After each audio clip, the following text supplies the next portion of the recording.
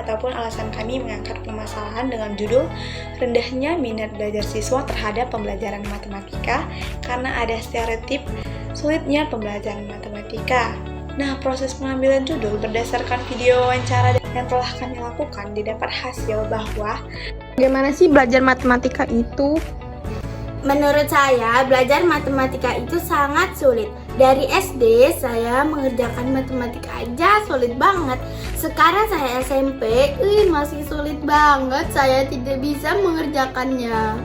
anak-anak sekolah sekarang itu selalu menganggap bahwa pembelajaran matematika itu sulit. Mengapa demikian? Salah satu faktornya yang mempengaruhi ialah stereotip ataupun pandangan-pandangan yang sudah ada sejak dahulu terhadap pembelajaran matematika bahwa matematika itu sulit.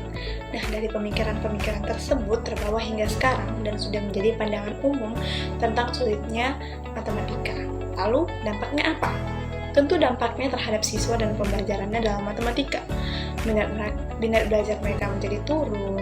Ketika dihadapkan dengan pembelajaran matematika, juga pandangan bahwa matematika itu rumit dan sulit sudah mereka tanamkan pada diri mereka sendiri, sehingga membuat mereka membenci matematika dan berspekulasi bahwa matematika itu pembelajaran yang mengerikan tanpa memahami materi-materinya terlebih dahulu. Lalu kami mengangkat judul permasalahan untuk video kami ini karena memang pada dunia pendidikan hal ini sangat sering terjadi. Untuk itu, berdasarkan teori-teori pembelajaran yang ada, kami ingin mencari solusi dari permasalahan ini berdasarkan teori-teori pembelajaran yang sudah kami pelajari di kelas. Kami berharap dapat menemukan solusi pembelajaran mana yang bisa membantu siswa memutus stereotip terhadap sulitnya matematika ini, sehingga menumbuhkan belajar siswa terhadap matematika dan mulai bisa menganggap bahwa matematika itu menyenangkan dan tidak sesulit yang dipikirkan mereka. Nah, adapun solusi yang kami beri berdasarkan teori-teori pembelajaran yang ada yaitu antara lain teori pembelajaran behavioristik. Apa sih yang dimaksud dengan teori pembelajaran behavioristik?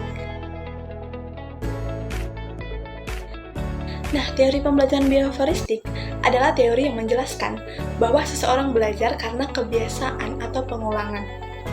Jadi, kalau ada rangsangan atau stimulus dari luar seperti perintah atau tugas, orang akan memberi respon.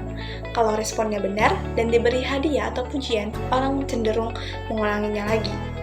Nah, misalnya jika guru memberi hadiah saat siswa menjawab pertanyaan dengan benar, siswa akan lebih semangat belajar dan menjawab lagi dengan baik. Intinya, belajar itu dilihat dari perubahan berdasarkan kebiasaan-kebiasaan atau perilaku yang sudah ditanamkan sejak lama dan dilakukan secara berulang. Pendekatan behavioristik menekankan pada pengaruh lingkungan dalam pembelajaran dan mengutamakan penguatan serta pengulangan untuk membentuk perilaku yang diinginkan. Untuk meningkatkan minat belajar siswa terhadap matematika yang sering dianggap sulit, berikut beberapa solusi yang bisa diterapkan dengan pendekatan behavioristik. Yang pertama, pemberian penguatan positif. Berikan pujian, hadiah, atau penghargaan setiap kali siswa berhasil menyelesaikan tugas matematika dengan benar, atau siswa itu menunjukkan usaha yang baik. Hal ini dapat meningkatkan motivasi siswa untuk belajar dan mengubah pandangan bahwa matematika itu menyulitkan. Yang kedua, pemecahan tugas menjadi tahapan kecil. Pembelajaran matematika dapat dipecah menjadi tahapan-tahapan kecil yang lebih mudah dipahami. Dengan demikian, siswa tidak merasa kewalahan dengan materi yang sulit sekaligus. Yang ketiga, latihan terstruktur dengan pengulangan. Salah satu prinsip behavioristik adalah latihan berulang. Untuk membentuk kebiasaan, pembelajaran matematika dapat dibuat dalam bentuk latihan-latihan singkat dan terstruktur yang bisa diulang-ulang agar siswa terbiasa dengan konsep-konsep dasar. Yang keempat, modeling atau contoh langsung dari guru. Guru dapat memperagakan penyelesaian soal matematika dengan langkah-langkah sederhana dan jelas. Dengan melihat cara penyelesaian dari guru, siswa akan merasa lebih yakin dan memiliki panduan yang jelas dalam menyelesaikan soal. Yang kelima, pembelajaran dengan game atau aktivitas menarik. Matematika bisa diajarkan melalui game atau aktivitas yang menyenangkan, seperti kuis, permainan edukatif.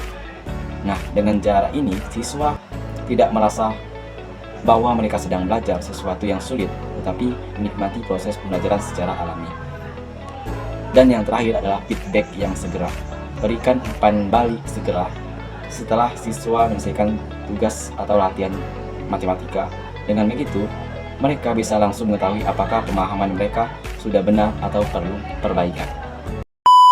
Oke teman-teman, terima kasih sudah menonton videonya.